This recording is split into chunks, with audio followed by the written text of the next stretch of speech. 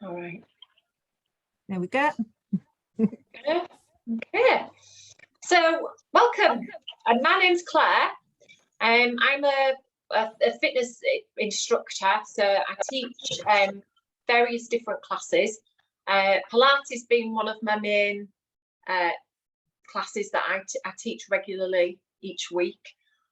So what I've done is tried to sort of base Pilates around ladies that are going through menopause, or perhaps you might be coming into menopause, or you just want to find out about menopause. So obviously feel free, as I say, just to, if you want to let me know, or as I say, ask anything about it, or in relation to Pilates, then feel free to shout out. You've got, if you don't want to speak, you do have like a little hand gesture that you can I think you can do either a thumbs up or like a wave. So just so that obviously if I can't see you, I know that you can hear and see me. Just sort of let me know that you can all hear me and see me first of all. Good stuff. So anything like, that's it. Oh, brilliant. Good, thumbs up. Right, okay, so just on that note then, is there anyone who does Pilates already? So if you do Pilates, stick a hand up or give me a yes or a no. No, nobody. Or maybe one. I don't know if that's the hand from before.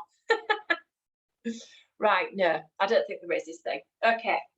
So let me explain a little bit about Pilates then, just in case you don't know what Pilates is, particularly if you've not done it before. So Pilates is obviously a form of exercise. It is it's mainly mind and body exercise, developed by a guy called Joseph Pilates, hence the name.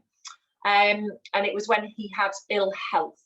So he kind of designed this type of exercise class. It was originally called Contrology, but it changed to the name Pilates afterwards. It was started in New York, actually, in America. So, and then it was sort of pushed around the world and sort of became more popular as it is today. It is low impact and it concentrates on working your core. So your core strength, which is obviously that key area that supports our body and helps us sort of free from injury and things like that. So I'm not sure how well you sort of know what your core is, but you do have certain core muscles. Your abdominals obviously are part of your core. You have these oblique muscles down the side around your waist. Your lower back is part of your core. Your glutes, which are your buttocks, they're also part of your core. And also your pelvic floor muscles, which we probably don't use enough. So the pelvic floor muscles are also part of your core. So what Pilates does is it kind of works on building strength around the core muscles. And the core muscles basically are what we need to keep strong. They're the more internal muscles that we use that help support our lower back. They help us move and they help us do lots of things. So when our core is strong, we're generally sort of free from any injuries and things like that. So probably the best way to sort of describe the core is that they stabilize the muscles basically. So what Pilates does is it focuses on strengthening the stabilizer muscles that hold us steady and stabilize the joints to support our body. Does that make sense? So we're kind of working on strength, inner strength basically.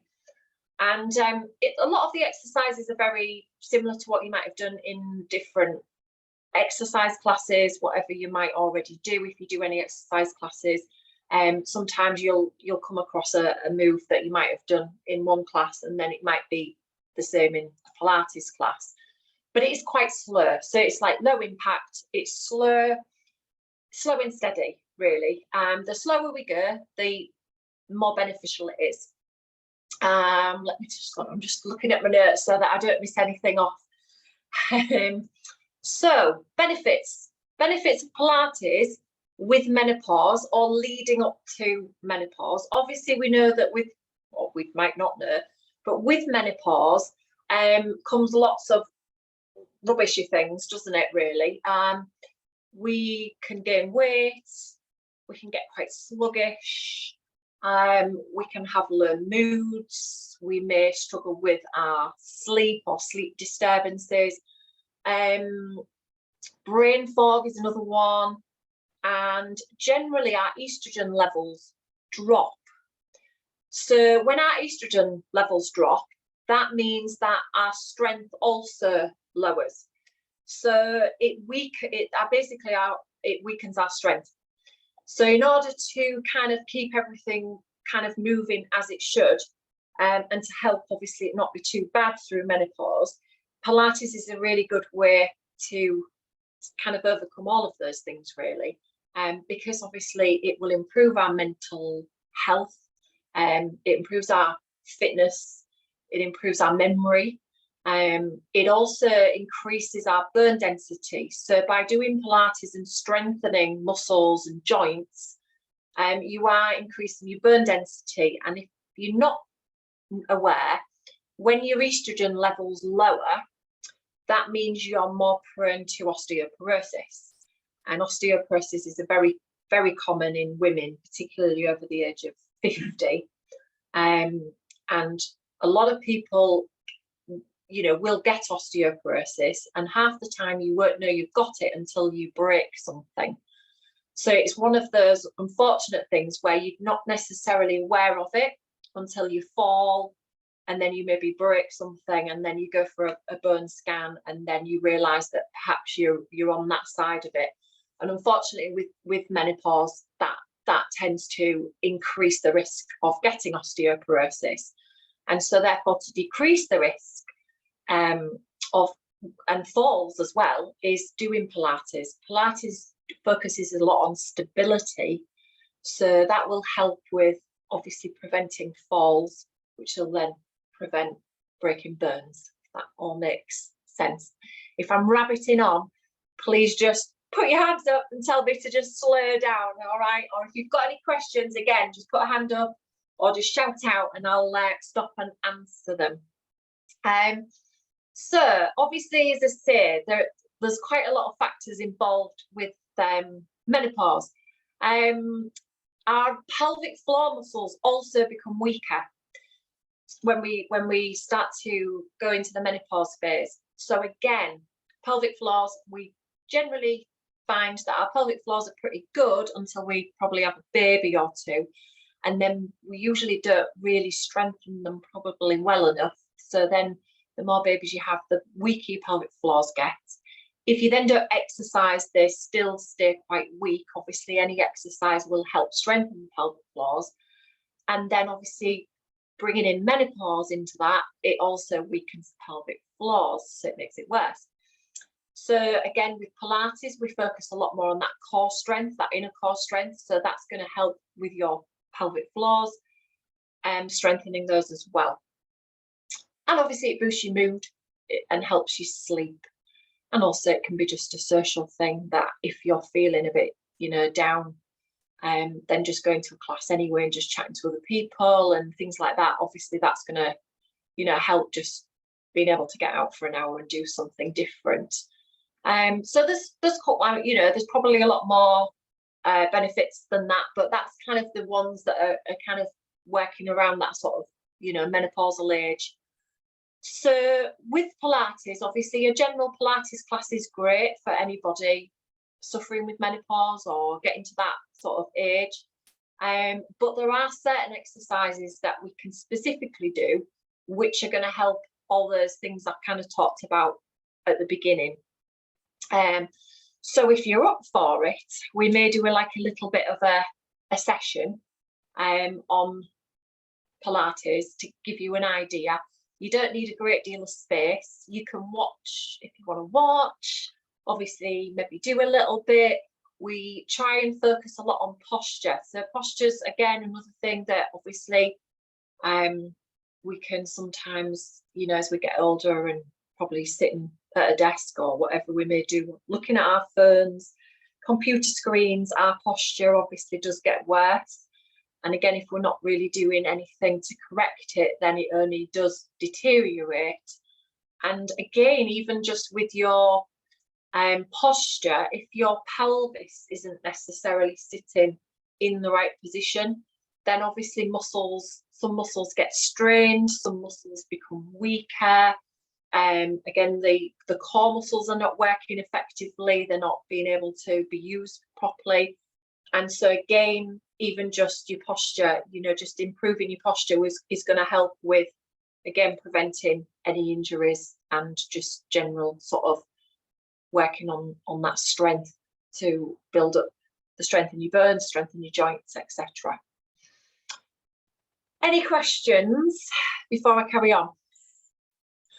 Feel free to ask anything if I've not covered something that you might want to ask. Can I ask a question, please, Claire? Would you recommend Pilates to somebody who's not really used to exercise or anything like that? Is it quite a gentle introduction into? Yes, definitely. Strengthening? It's quite stationary, Right. and because it's quite slow, so you're not getting your heart rate up so much, so it's not really a cardio session. So really, if someone's a little bit unfit in that way, it's not going to affect them. Yeah.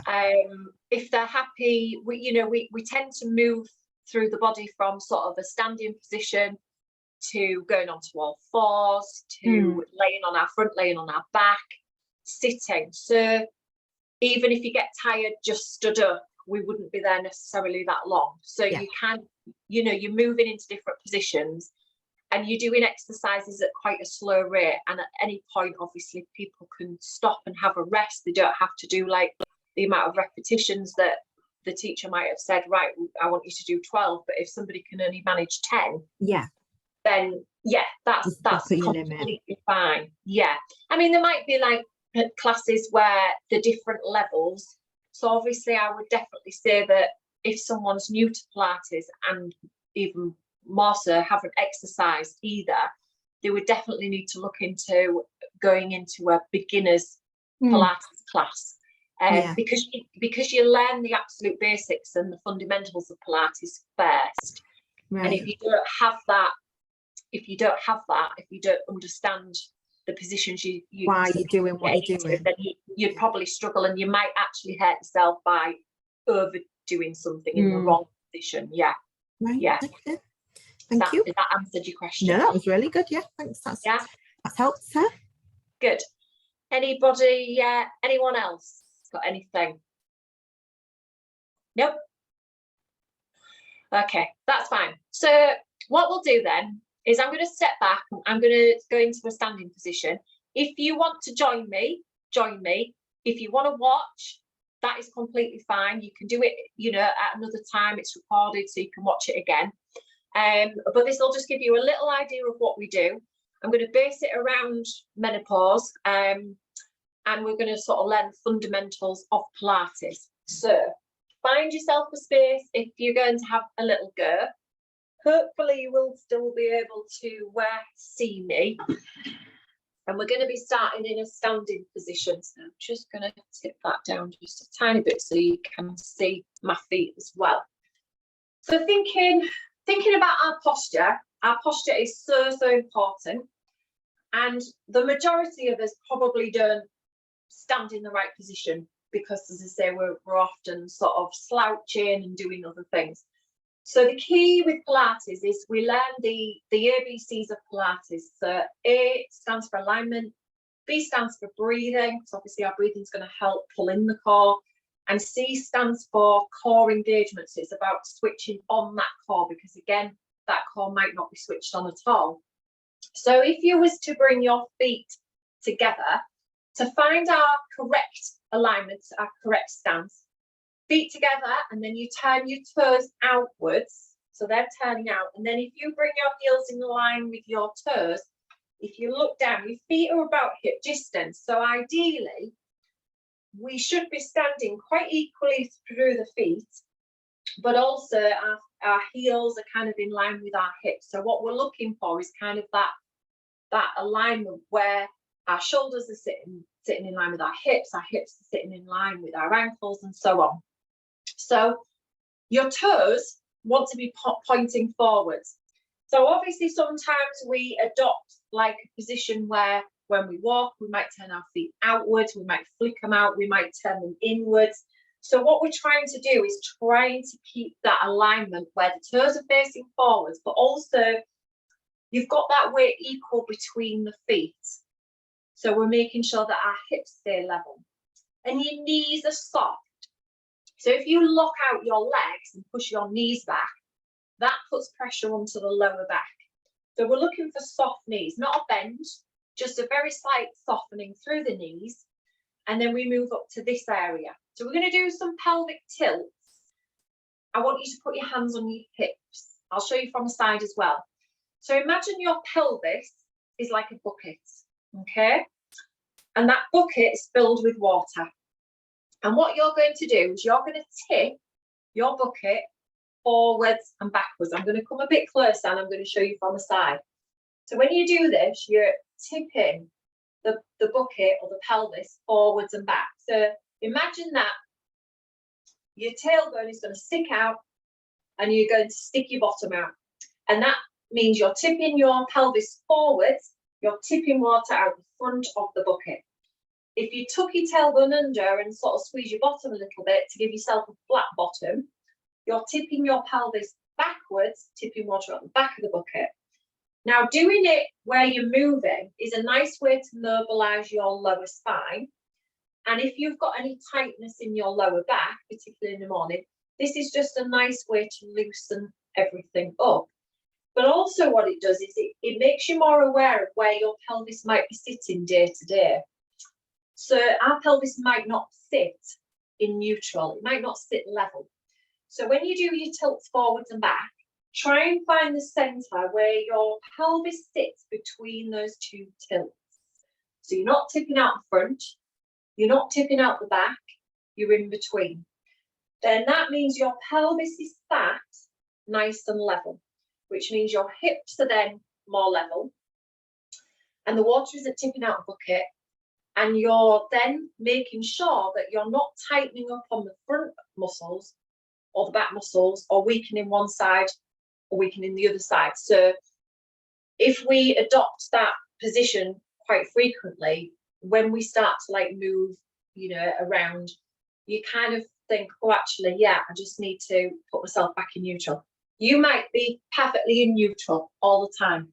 Not saying you're not, but you might not be. So this is a really nice way just to check. So remember that if we was to think that if we tucked the tailbone under, what would happen would be that these muscles at the front would become lengthened but slightly weakened, and the muscles at the back would become shortened and tightened. And over a period of time, if you think about if you was to adopt that position for years and years and years, you've got an imbalance. So you've got tight muscles, you've got weakened muscles, and it's the same if you go the opposite way. You'll end up with shorter, tight muscles here, long, weakened muscles, if that makes sense. So it's about finding that position. So it might seem like a really sort of simple thing, but if we make sure that we get that first, then every exercise that we then do after that means that we're doing it correctly in the right neutral, in what we call neutral alignment. Your breathing is another thing. So if you put your hands on your rib cage, think fingers at the front of your ribs, and then the thumbs on the back of your ribs, so you can feel your ribs. And in Pilates, we adopt what we call lateral breathing. So if you take a breath in, you're going to let your ribs push out into your hands. So you're going to expand your rib cage. But as you exhale, you're going to draw the rib cage in. So you're going to kind of close the ribs. So you're going to breathe in and let the ribs expand. And then as you exhale, you're going to gently draw the rib cage in. So you should feel that you're widened through your body here, and then you become narrower. And when we do that, we're starting to think about switching on the core muscles. So every time you exhale and your rib cage draws in, think about just drawing that belly button in towards your spine a little bit, so that you're actually switching on into the abdominals. And in Pilates, we use about a 30% contraction. So we're not trying to go suck it in as tight as we possibly can. We're just kind of pulling into about 30%. So it's a bit like putting your belt on and tightening it up to about that third notch. Okay. Now, at the same time, we want to pull up the pelvic floors. So when we draw the abdominals in, we also kind of want to let those pelvic floor muscles pull upwards. So if you think of your pelvic floors like a lift, we're starting at the ground floor and we're pulling up to that third floor. So those pelvic floor muscles are drawing upwards to that third floor. And then every time we inhale, we can let everything sort of go. So we can just release. Okay, and then as we exhale, we pull in that 30%. So hopefully that's kind of making sense. And it all comes together when you start to like learn to do your Pilates exercises. So we've kind of switched on, we've thought about our posture, we've kind of switched on the core, we've thought about that breathing. And then we start with the mobility. So we're working kind of from head to feet. Mobility is really important because it warms us up, it lubricates the joints. Our head is another thing that doesn't necessarily sit correctly on top of our spine. A lot of the time our head is too far forwards. So we've got to learn to think about where our head is in relation to the rest of our spine. So the crown of the head should be kind of reaching up towards the ceiling. We don't want the crown of the head to be kind of leaning forwards or tipping backwards. So it's reaching up. And we've got that sort of gap between the chin and the chest. The nose is pointing forwards. So I think chin is parallel to the floor. And then very gently just turn your head. So just take a few turns with your head and think you don't want to move your shoulders. So what we're trying to do is we're trying to move through the spine. And we're moving through the cervical spine first, that top part of our spine. So just by turning our head, we're getting some movement into that top part of our spine. Another thing that sometimes occurs a little bit as well with menopause can be like arthritis and things like that. So by lubricating the spine, we're also going to help with the joints in the spine. And making sure that the shoulders are not moving with the head. So that works into the top part of our spine. Then we're going to think about the thoracic, which is this mid-section of our spine. So if we put our hands across the chest, we're just going to turn our head and our chest slightly to the right. And we're going to come back to the center and we're going to move across to the left.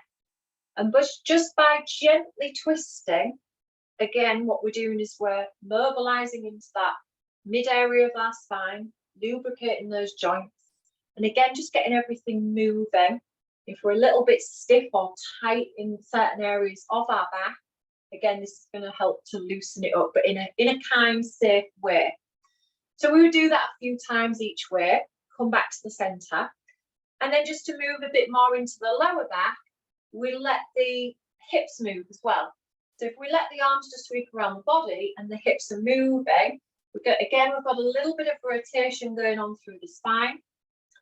But again, we're also moving through the whole of the spine. Obviously, if you've got any back injuries or you've got any lower back issues, you've already maybe got osteoporosis or certain things, you do have to be careful with certain exercises. But hopefully, obviously, a teacher would kind of, once you've sort of told them that, the teacher should sort of know what to advise, what not to do, what to do. But the mobility side is generally quite good for you to do anyway for your spine. So we've done a few twists. We've kind of mobilized this section. We're also going to work spine laterally. So we do what we call lateral flexions. That's just side bends. So just reaching down each side. And again, think about your alignment, because what we're still trying to do is keep that neutral position and still keep the weight nice and equal through the feet, and the shoulders are relaxed at this point. We'll just do one more each side. I'm just kind of going through it a little bit quicker than I would normally if I was doing sort of an hour's class. And then maybe we'll just pedal the feet. So we're just loosening up into this lower area. So there's a lot we can do in standing where we work on balance to strengthen joints, and that will help prevent falls. So if we put the heels down And then think about, again, that switch on into your abdominals. Your pelvis is in neutral. Push your weight into your right foot and just see if you can hover your left foot off the floor. And we're going to have a little circle into that left foot. So we're going to mobilize the ankle joint. But at the same time that we're mobilizing the ankle joint, we're also strengthening this side of our body while we stand on it. So let's go the other way. And also what we're doing is we're strengthening the core, because if we couldn't lift this foot at all, then our core wouldn't be engaged whatsoever. Obviously, some people might find they still have to hold on to something a little bit, which is completely fine. And if you wobble, that's just normal.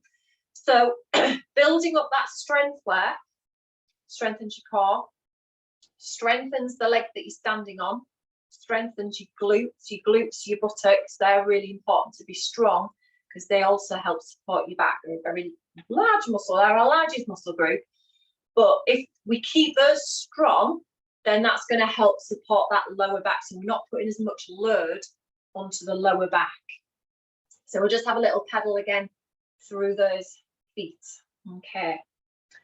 So let's think about more specific exercises then for menopause. So balance being a really important factor in menopause, in osteoporosis. It's really important that we strengthen joints, work on stability, and obviously still focus on that, our core. So things like lifting up one knee.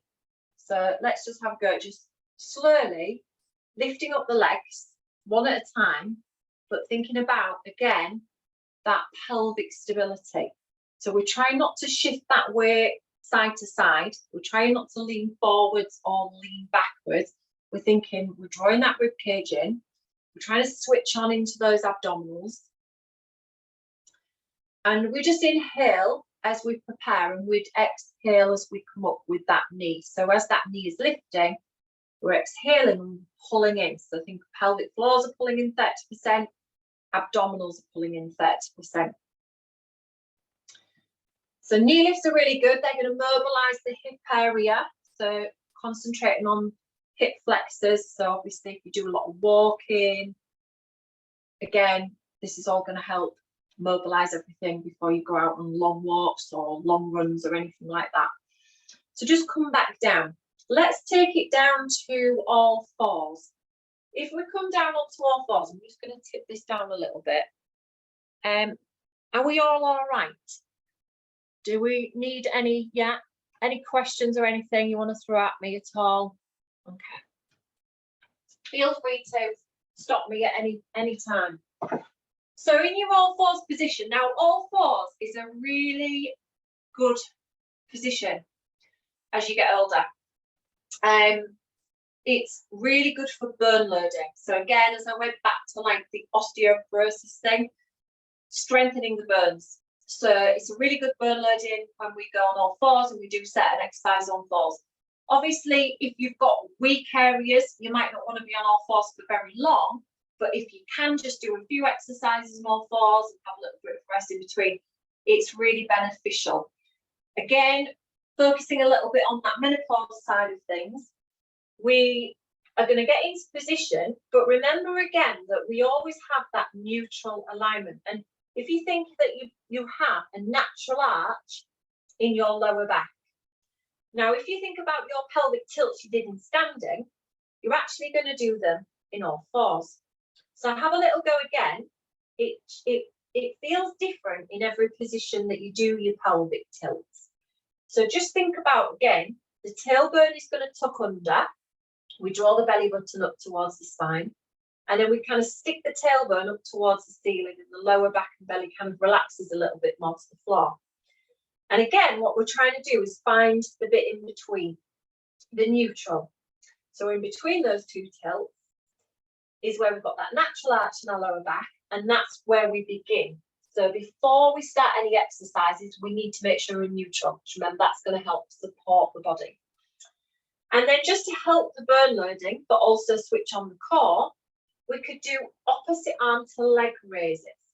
So think about your opposite arm to leg lifting, and reaching forwards with your arm, reaching back with your leg.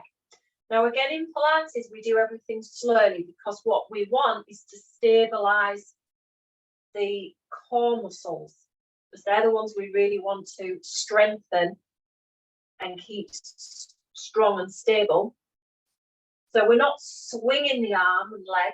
We're not swinging the hips from side to side. We're actually trying to keep the hips really still and level to make sure that they're not going to tip, and that pelvis is going to stay sat in neutral, and that lower back has still got that natural arch. It's all about going slow and steady, which is going to strengthen the core muscles a lot faster than if you was kind of using momentum and sort of dropping a hip and sort of flinging your arms and legs around. So we've done a few of those.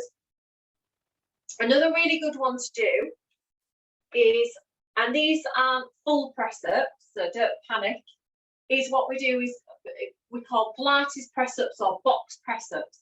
So again, thinking about bone loading and also still strengthening. We want to strengthen the shoulders, we want to strengthen the chest. So the hands are going to go wider than your shoulders. So you would probably take your hands that little bit wider and spread out your fingers. And if you think about your chest, it's going to move towards the floor, but it's going to come between the hands. So your bottom and your hips stay nice and high in the air, and you just lower your chest down and then push back up. And then you just do a few just to see how it feels. So again, you're going to feel this in your wrists, and you might find you're not wanting to do that many. But again, it's a really, really good exercise to do as you get older.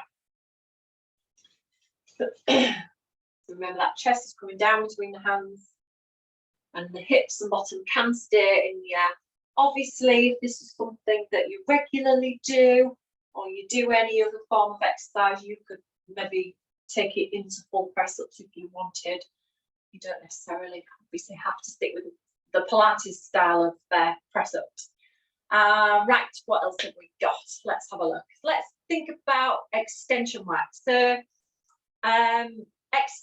back extensions are anti-aging. Really good way to stretch and exercise and strengthen your body. We do so much bending forwards. So if you think, when you bend forwards, you're flexing the spine. When you lean back, you're extending the spine. Again, with your back, you have to be careful with both. If you've got any disc problems, facet joints, anything with your lower back, it might be a case of you not being able to flex, or you might not be able to extend.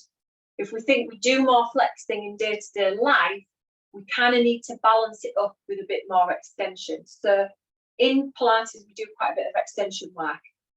If we lay on the floor on our front, so come down, if you think about bringing your hands in underneath your face with your elbows out wide, and just let your head come towards your fingers and relax your legs. So I think you're going to relax your bottom, you're going to relax your legs, and you're just going to take a little lift. So think about your face just floating away from your hand. So it's not a big movement, it's a smallish movement, but just taking that small lift is already switching on the upper back muscles. And for some people, that might be high enough anyway. So for some, this might be as far as they can go, regardless.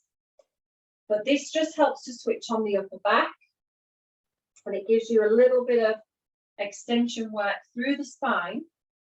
So again, remember, it's a nice one to do. It's anti-aging, and it's something we probably don't do enough of. So if you're not necessarily doing any exercise, then you're probably not maybe doing enough extension sort of weekly anyway. We'll always be doing a lot more flexing.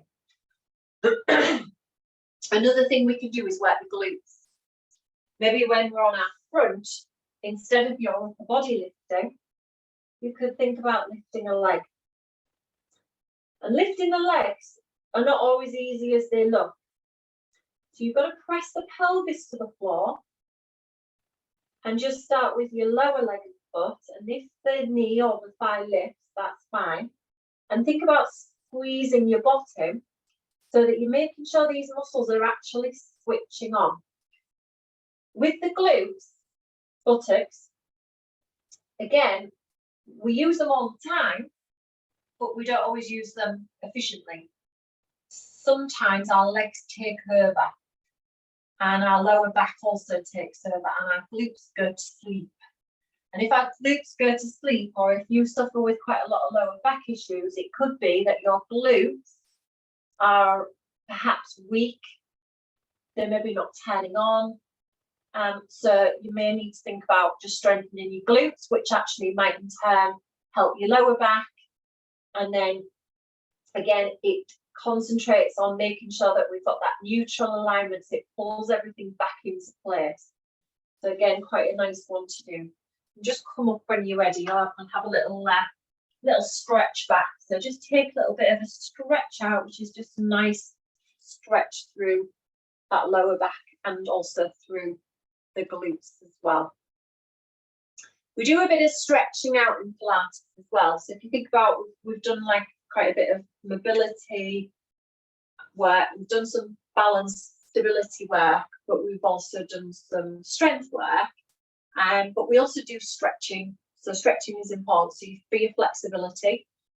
So we would probably stretch more the hamstrings, the quads, and the glutes. There are sort of three key areas that we will always stretch out in a Pilates class, even if it's just one stretch for each muscle group. And obviously, our core is our most important. So let's just finish off with another exercise, but we're going to come down onto our back. So again, in this position, we still want to find neutral. So if we're to come down onto our back, and we have our feet on the floor, so our legs are bent. And remember those pelvic tilts, it's a little bit different in this position, so it sometimes takes you a while to work it out. So you're going to tilt the pelvis again, forwards and backwards. So think about that pelvis tipping, forwards and back, which means if you're going forwards with the pelvis, you're going to start to overarch into your lower back, where there's that big gap that you can slide your hands into your lower back. But if we go tip the pelvis backwards, you're going to flatten your back to the floor. So there's no way you can get those hands underneath. Your back is completely flattened to the floor. Again, what we want to do is find neutral, where we have that natural arch in our lower back. Some people already have a bit of a lordotic back. So lordotic means that you push your pelvis forward, stick your bum out a little bit too much, and you end up with this big sort of overarched area here in that lower part of your spine. And then for some, their back will be completely flat to the floor, which means they're tipping their pelvis a little bit too far back. They're having to then use their glutes a little bit too much, which actually become tighter, but not necessarily stronger. And again, remember, front and back, you'll end up with tight muscles on one side and weak muscles on the other, and it has that effect. So looking for that neutral position. And then what you want to do is really think about, if you put your hand on your belly, just have a little bit of a breath up and down. So you feel your belly rise into your hand, and then you pull the belly button down without pushing your back into the floor. You're just pulling away from the hand. If you was to float one foot, your abdominals have to engage to lift a foot off the floor. They may engage, but push into your hands, which we call derming. So actually, we're using the tummy muscles, but we're actually pushing them outwards. So we're not working the internal abdominals, we're working the external. And we want to focus on the internal, because the internal ones are the stabilizer muscles that are going to support the body free from injury. So when you float a foot just slightly off the floor, think about pulling down away from your hand. So as one foot comes up, you don't want to push your belly into your hand to lift your foot. Now, if again you do exercises where you work your core, you might already have very strong core that this exercise is pretty easy. It's not meant to be that easy if you're doing it right. but you could make it harder. So you could maybe float one foot and then push that leg away, but keep the weight off the other leg. So hardly push into the floor with the other foot. Again, you'll feel your abdominals connect even more so. And then again, you would switch it. And as you're flirting one foot away, you're not pushing into the other leg. So that means that core really has to switch on without your back moving. Now, what happens is sometimes if we start to feel the lower back straining, it's just because these abdominals need a little bit more time to strengthen. Because then what happens is we put the emphasis into the lower back or even into the neck. So sometimes the neck muscles take the brunt or the lower back takes the brunt. And it's just thinking about starting small and working your way up rather than just going hell for leather with abdominal exercises. So that's just kind of a way to work you up. In fact, just draw your knees into your chest. Pull in, have a little bit of a rock from side to side. No, I'm just cautious about time. Just don't want to babble and babble and babble. So when you're ready, just bring yourself back up. Either roll up if you feel like your abs can come up, pull you up, or just roll onto your side, particularly if you've got any lower back issues. Let's just come back up to standing and let's just adopt that position again. So let's just think about finding our correct posture. So we can start feet together, that will just guide us. Toes come out, heels come out, knees are soft. We work our way up to the hips, we check the pelvis is in neutral. We draw in a little bit through the abs and the rib cage. Shoulders are also back and down. We want to open out across the collarbones. Again, our shoulders become more rounded the more we do with our general day-to-day. And then think your head is sitting on top of your spine, the crown of your head is reaching up to the ceiling. Just take a nice deep breath in for me. And then just take a breath out. And then just have a little shake out. I'm going to leave it there as the practical because I don't want to overload you with lots and lots of things. And if you've got any questions, again, feel free to fire them at me if there's anything you want to ask about the Pilates itself, the exercises that we've sort of covered. Obviously, there's a lot more to it if you was to do a full hour. That was really good. I enjoyed that. It was brilliant. All right. And did it make sense? Pardon? Did it make sense? Perfect sense. No, it was really good. Yeah, really interesting. Can I ask a question then, Claire? So, in the morning, as you tend to get out of bed, and when we get a bit older, we're all a bit stiff. And yeah, I can tell you when I was doing them exercises, there was a bit of cracking going on. Yeah. So, what would you recommend to do in the morning? To just for a few minutes to get yourself ready, and so you don't walk so stiffly. Yeah. So the mobility we did at the beginning, where we just like do the head turns, the chest turns, the rotation, all of that, pedaling your feet, lifting your knees up, all of that sort of thing. Do that. Just do that, because that just lubricates joints, warms you up, and just gets everything moving. That if you are a little bit stiff, then it just helps. I know there was a question. Yes, somebody's asked, what's the difference between Pilates and yoga? Did that explain itself, Katie? Yeah, no, perfect. I think that's all I wanted to know. Yeah. So what's the difference between yoga and Pilates? So Pilates obviously is a bit more flowing. So you'll notice we kind of keep moving.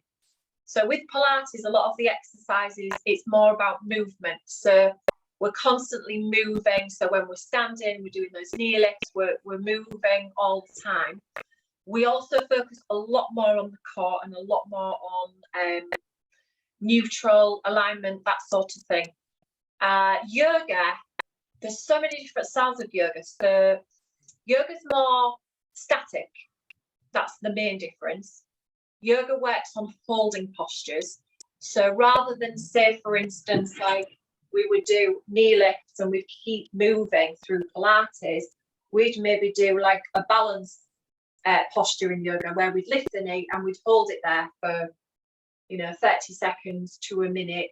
Same if we was like doing squats, we'd maybe keep going in Pilates where we'd keep moving, but maybe in yoga we'd get into a deep squat position and we just hold it there.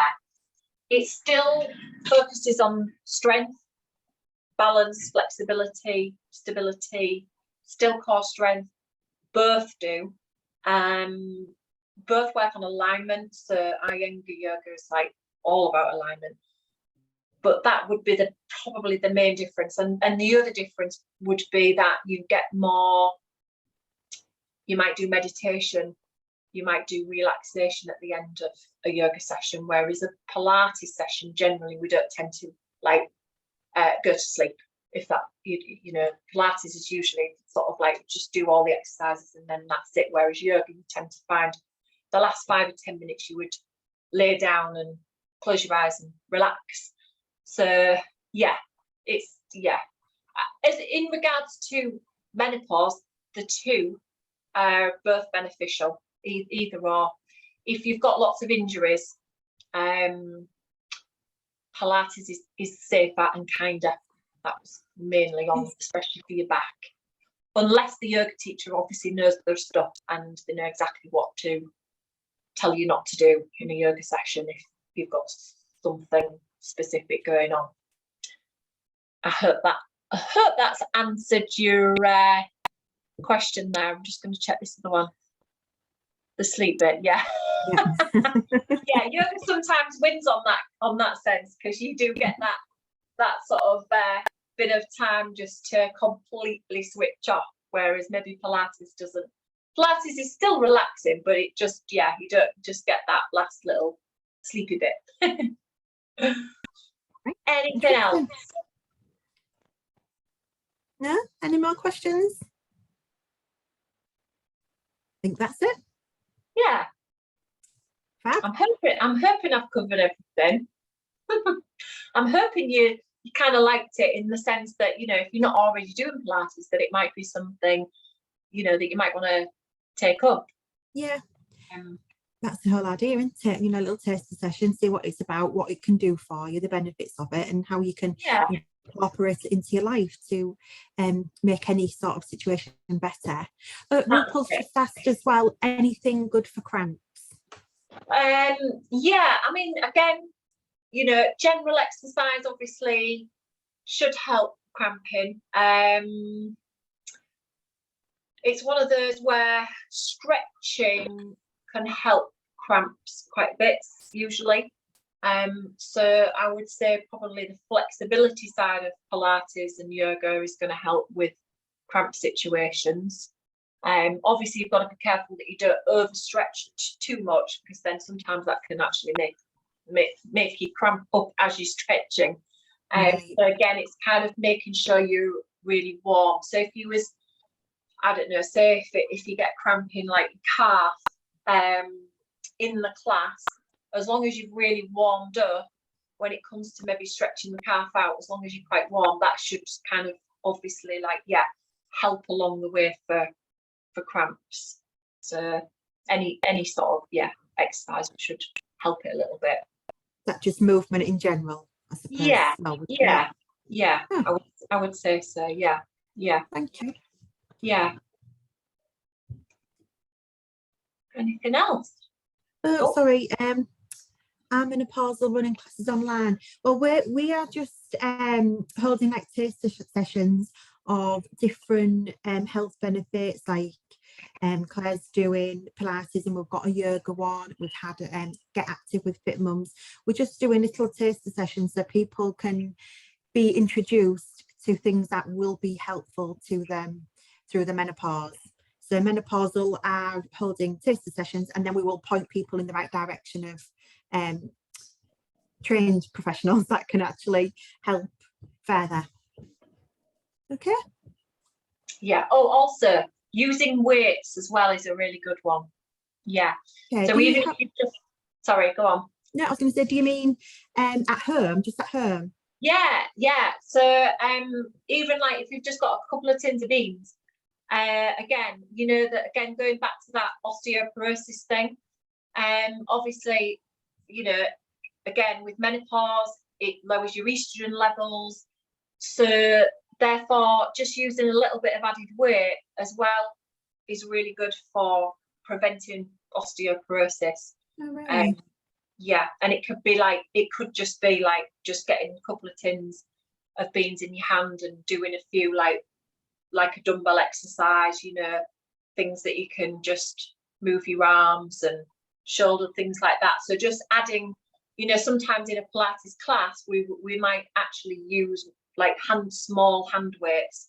And again, that's really good for, in fact, quite often, sometimes what we'd do is we'd cater that for like the older generation, because they need it for menopause and osteoporosis. So yeah, weights is good. I mean, if you lift heavy, that's fine. You know, if you already do that sort of stuff in the gym, it doesn't matter whether it's heavy weights or light weights, or in a, you know, just in a Pilates class. Yeah. Right. Okay. Thank you. Very interesting. Any more questions? No. I think that's it, Claire. Yeah. Okay. Well, I hope I sort of covered everything. And oh, that was really interesting. Yeah, it was really good. Yeah, it was really good. A really good introduction. I really enjoyed that. Thank you. Yeah, no problem at all. That's fine. Thank you. Thank you very much. We'll send hopefully we'll put the recording online, so if anybody wants to see it, it will be available on our website as well. Okay. Thank you. Thank you, everybody. Thanks, everybody. Thank you. Thank you. Goodbye. Thanks all. See you all later. Bye. Bye.